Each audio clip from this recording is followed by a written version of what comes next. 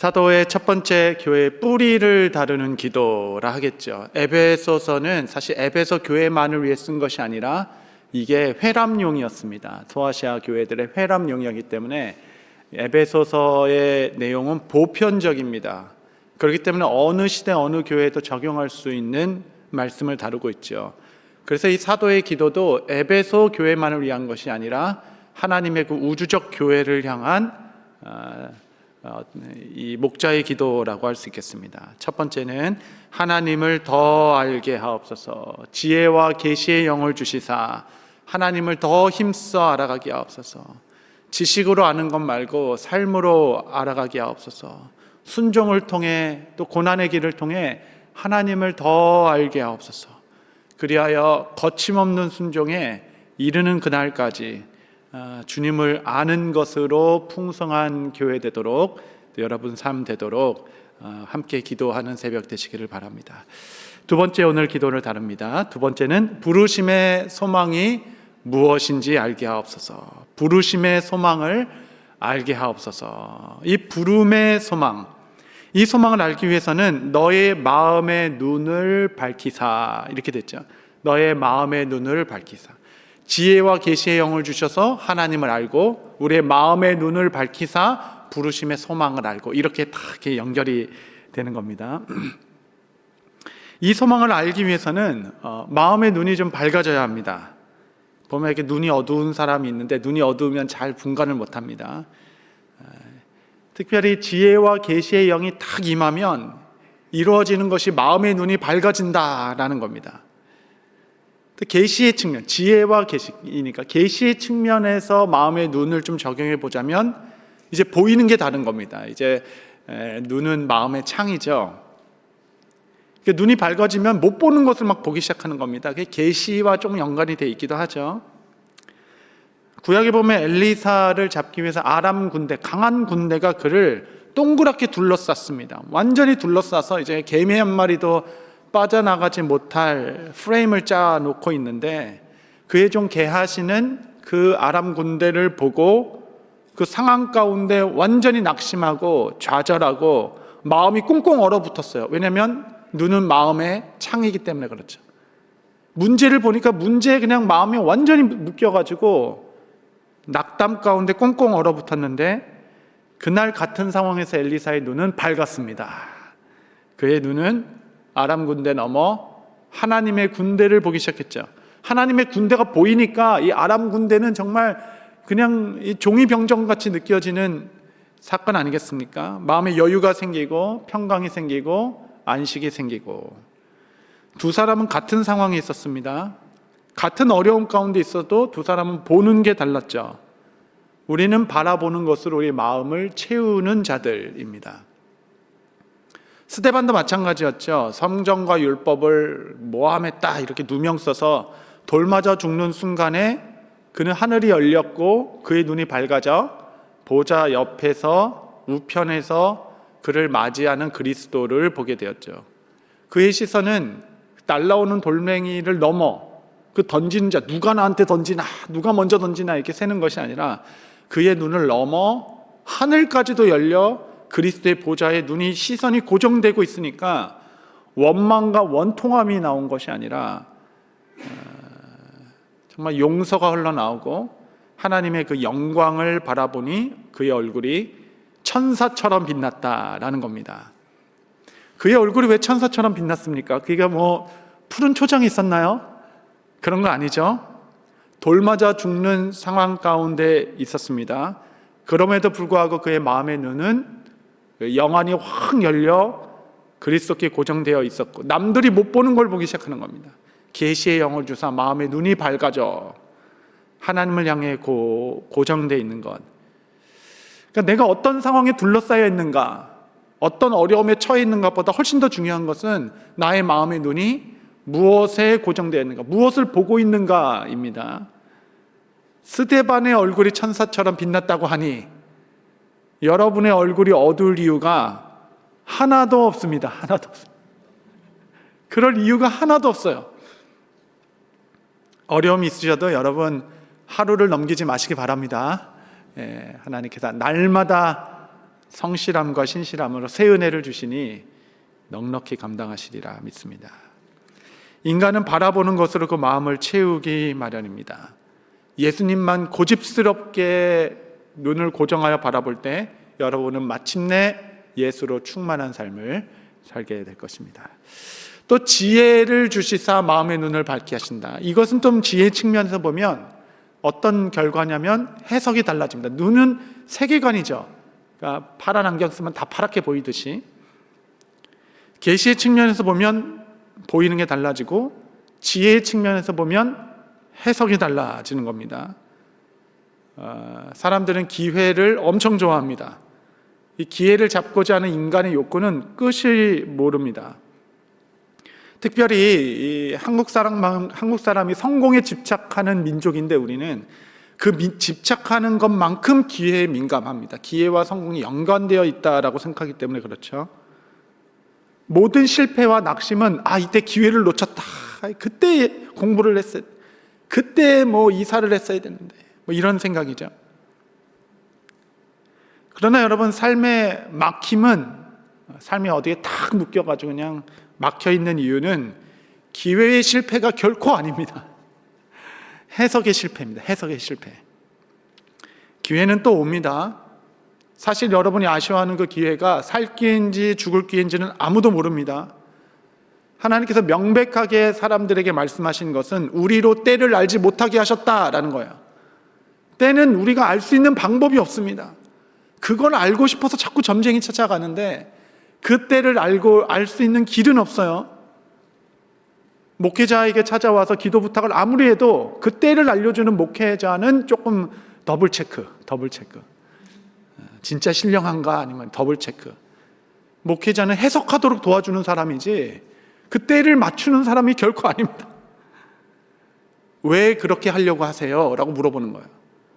왜 이렇게 그 기도 제목이 간절하십니까? 하나님이 지금 무엇을 말씀하시는 거예요? 해석을 도와주는 것이 목자이죠. 왜냐하면 사람으로 그 때를 알지 못하게 하셨기 때문에.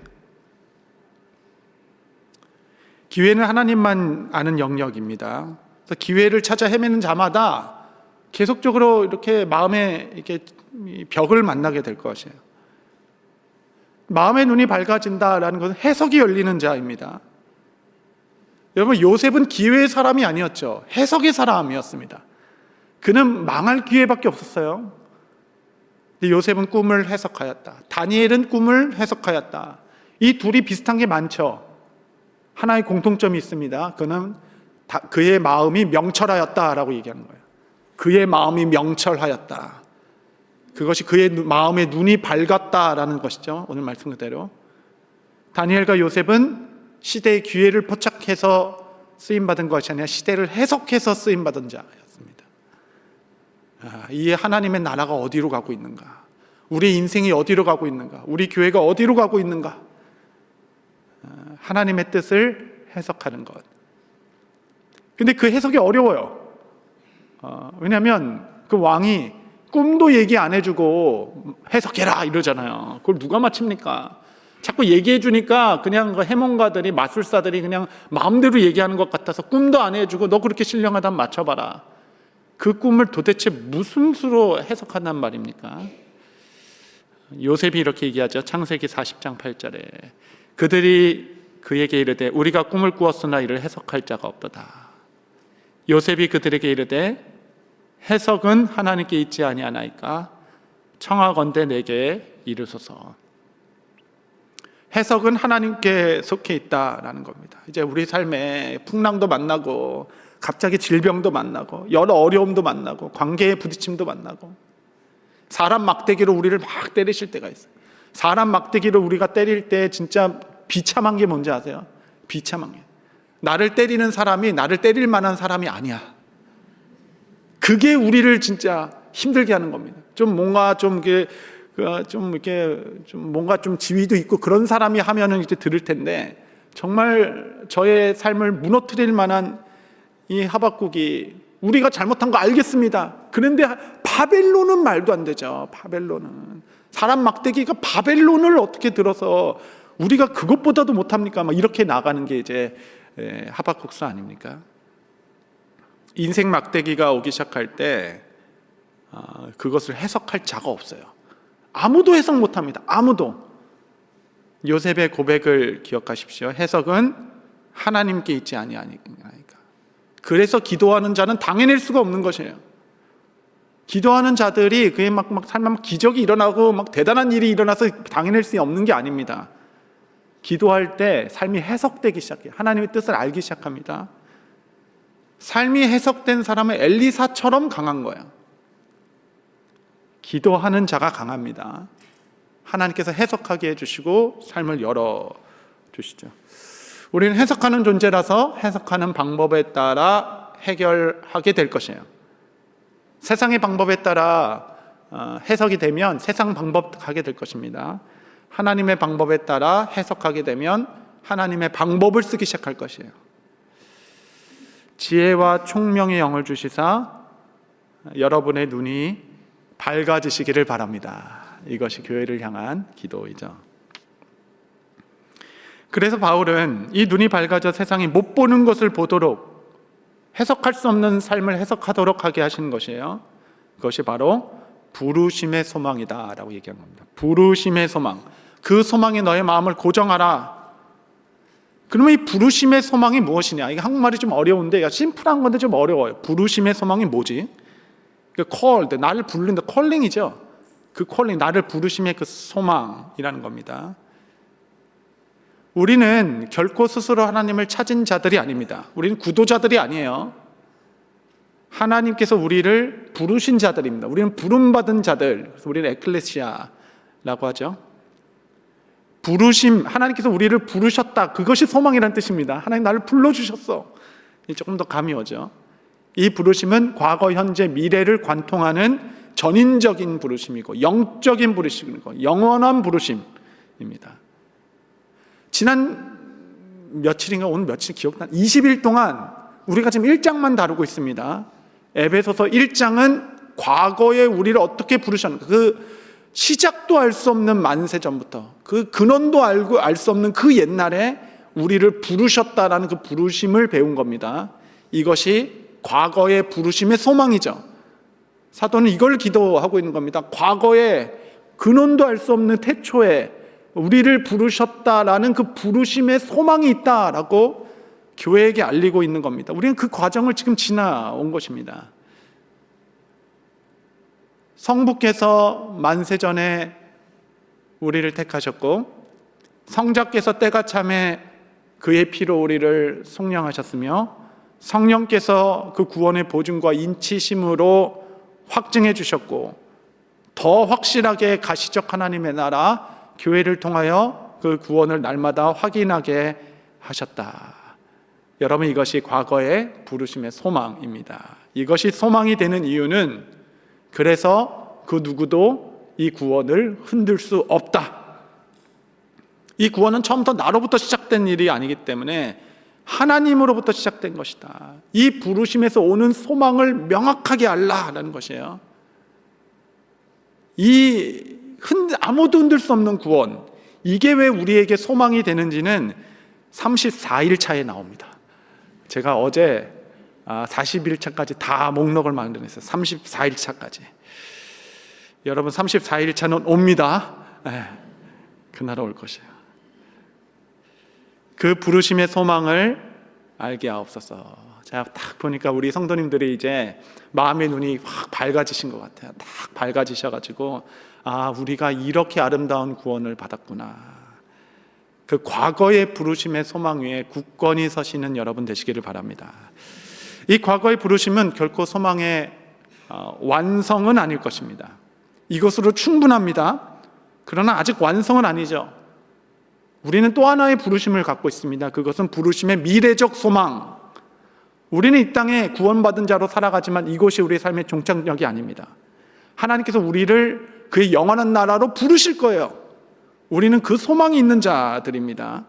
완전한 하나님의 나라, 그 은혜의 보좌, 마침내 죄의 멍에를 벗어버리고 이 애통함과 눈물과 아픔과 사망이나 고통이 없는 그곳, 모든 연약함을 벗어버리고 주 앞에 서게 되는 그 하늘 부르심을 우리는 미래적 소망으로 삼고 있는 거죠. 오늘 이 시간에도 병상에서 온라인 예배 드리시는 분도 계실 것이고, 갑자기 생각지도 않은 종양이 발견돼서 황망하신 가정도 있습니다. 저희가 기도하고 있습니다. 이제 병원에서는 할 게 없습니다. 이제 연명이 전부입니다. 이런 또 소견을 받으신 분도 계십니다. 이 모든 아픔과 눈물, 하나님께서는 그날에 큰 장막을 펴시며 그의 백성을 그 장막 안에 부르시는 그날이 있을 것이다 라고 이야기하죠. 그래서 우리는 결코 죽음을 두려워하는 자들이 아닙니다. 사망아, 네가 쏘는 것이 무엇이 있느냐? 우리 주 예수 그리스도로 말미암아 우리에게 승리를 주신 하나님께 감사하노니, 그러므로 너희는 흔들리지 말고 견고하여 하나님의 뜻에 충성하라, 이렇게 말하고 있죠. 믿는 우리에게 죽음은 끝이 아닙니다. 왜냐하면 우리는 부르심의 미래적 소망이 있기 때문에 그래요. 인생의 마지막 관문이자 내 인생의 최고의 사건이 아직 하나 남았습니다. 그래서 우리는 죽음 앞에서도 평안합니다. 우리는 담대하죠. 아직 우리에게는 부르심의 미래적 소망이 이루어지지 않았습니다. 그날 여러분은 엄청나게 크고 위험 있는 그리스도의 보좌를 보게 될 것이에요. 그때 모든 민족에서 사람들이 모여 그를 경배하게 될 것입니다. 어마어마한 규모의 하나님은 찬양을 기뻐하시기 때문에 찬양대와 성가대가 함께 주님을 우렁차게 찬양하는 그 영광 가운데 서게 될 것입니다. 하나님은 너무 크신 분인데 여러분 다 엎드리기 시작할 것입니다. 엎드리는 이유는 내가 낮아진 만큼 주님은 더 높아지시기 때문에 더 낮아져서 주님을 경배하고 싶으실 것이에요. 여러분 이 땅에 이제 하늘에 가면 분명히 상급이 있을 텐데, 그 약속된 겁니다. 분명히 그 상급이 무엇인가? 그 상급은 뭐 나는 뭐 큰 집 짓고 뭐 열심히 충성하던 목사님은 뭐 작은 집에 살고 막 이런 것도 있는데 왜 그렇게 얘기하는지 모르겠어요. 그것도 빈부의 격차를 얘기하는 상급은 아닐 겁니다. 그건 우리나 지금 그러는 거죠. 이제 그 상급을 가지고 그 면류관을 하나님께 돌려드리는 시간이 있을 겁니다. 왜냐하면 하나님 너무 좋으신 분인 것을 우리가 밝히 알 거기 때문에 뭐라도 드리고 싶은 거죠. 그날에 우리의 면류관을 벗어 여호와께 드린다라고 얘기합니다. 기가 막히죠. 그러니까 그날에 이 좋으신 분께 내가 더 드릴 것이 없는 것이 부끄럽게 될 것입니다. 그 단 한 번의 예배를 위하여 우리가 이 땅에 평생을 살아간다 해도 아깝지 않습니다. 그 한 번의 예배를 위하여 내 가장 좋은 것, 이 주께서 주신 생명의 이 면류관 아름다운 것들로 영광 돌리기 위하여 예배드리는 삶이 멋지죠. 그 한순간을 위해 살아간다는 것이, 우리가 낭만이 있는 사람들입니다. 우리는 그 높고 큰 보좌에 계신 분이 가장 놀라운 사건은 가장 가까이서 나의 눈물까지 닦아주신다라고 얘기하죠. 이 신비가 있는 곳이 하나님입니다. 너무 높아서 엎드리지 않을 수밖에 없는 그 크신 분이 손 닿으면 닿을 만큼의 가까이서 나에게 다가오신다라는 것입니다. 교회여 계시와 지혜의 영을 주사 마음의 눈이 밝아지므로 그 하늘 보좌까지 불러주실 그 부르심의 미래적 소망, 장차 받을 그 영광, 그 영원한 기업의 풍성함, 그 부르심의 소망을 알게 하옵소서. 그래서 스데반과 같이 이 땅에 사는 동안에도 우리의 눈은 본향에 고정되어 있어서 밝히 세상을 해석하며 살아갈 수 있도록 하는 것이 교회를 향한 기도가 될 것입니다.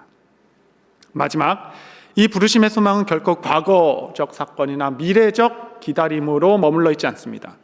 과거에 나를 그렇게 부르셨고 앞으로 나를 그렇게 부르실 것이니 오늘, 현재, 지금 그 소망을 붙들고 살아가라. 그 소망이 오늘을 살아가는 능력이 되는 것입니다. 나는 이렇게 사랑받은 존재고, 그리고 나는 이렇게 큰 영광 가운데 들어갈 존재이다. 그 소망이 오늘을 이끌어가는 것이에요. 오늘을. 베드로전서 5장 10절, 이것도 아주 꼼꼼히 읽어야 되는데 이제 제가 한번 읽어보겠습니다. 모든 은혜의 하나님, 그렇죠? 은혜가 풍성하신 하나님이, 이건 베드로가 쓴 겁니다. 바울이 쓴 게 아니죠. 곧 그리스도 안에서 너희를 부르사, 우리를 불러주시는군요. 부르심의 소망, 자기의 영원한 영광에 들어가게 하시니까. 베드로가 설명한 부르심의 소망은 영원한 영광에 들어가는 거다라고 얘기하는 겁니다. 들어가게 하시니까 잠깐 고난을 당한 너희를, 영원과 잠깐이 대조죠. 잠깐 고난을 당한 너희를 친히 온전하게 하시며 굳건하게 하시며 강하게 하시며 털을 견고하게 하시리라. 할렐루야. 이미 영원한 영광으로 우리는 부르심의 소망을 받았어요. 이제 이미 들어간 겁니다. 과거로의 사건으로 인하여 미래적 소망이 현재가 된 거죠.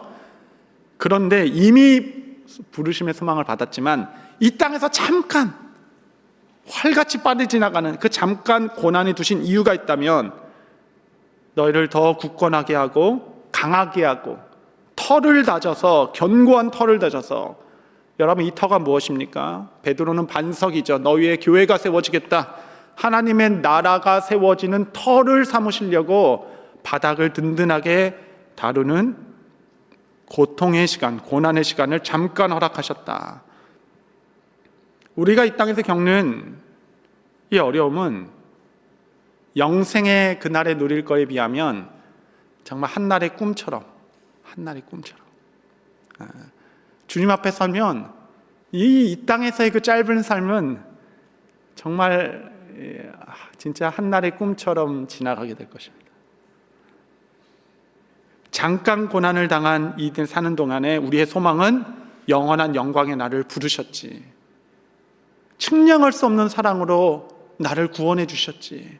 여러분, 나를 구원하신 주의 사랑, 또 영원한 기업을 약속하신 그 부르심의 소망으로 이 잠시 고난을 당한 이때 주께서 우리를 강하게 하시고 담대하게 하셔서 이 교회의 터, 여러분의 가정의 터, 여러분의 삶을 터로 삼아 하나님의 나라가 굳건하게 세워지게 하시겠다라는 것이 그리스도의 남은 고난을 우리의 삶에 채우는 것일 것이고, 좁은 길로, 그리스도의 길로 담대히 걸어가는 나그네가 되는 것입니다.